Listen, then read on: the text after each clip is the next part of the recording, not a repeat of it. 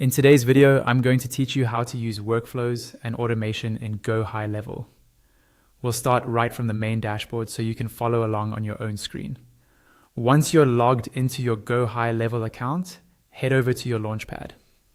This is the central place where you access all the main tools in your location, and it's where you'll find the automation area. From the Launchpad, look for the automation section and click on it.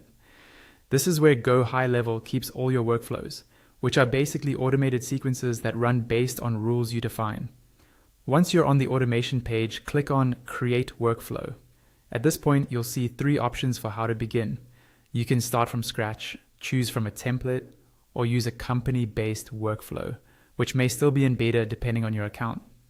If you're just learning, starting from scratch, or using a template that matches your use case is usually the easiest.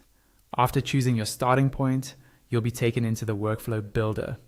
To make your workflow actually do something, you first need a trigger. Click on Add New Trigger to define what should start the workflow. For example, you could choose a trigger like Form Submitted. This means every time someone submits that form, this workflow will run. Once you've selected a trigger, you can change its name to something descriptive, like New Lead Form Submitted, so it's easy to recognize later. When you're happy with it, click on Save Trigger.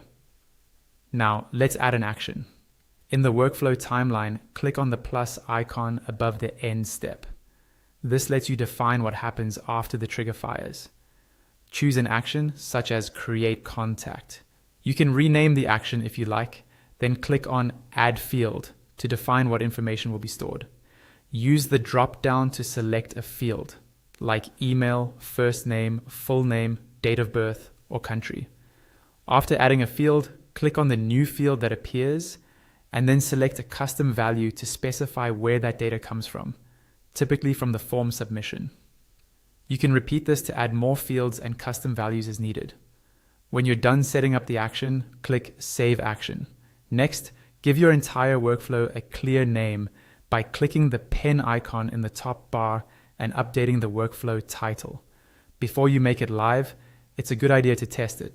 Click on Test Workflow, open the Select Contact drop-down, and choose a contact to run through the workflow. Then click Run Test to see how everything behaves.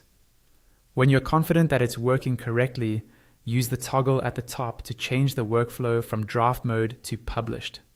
Finally, click Save to store all your changes.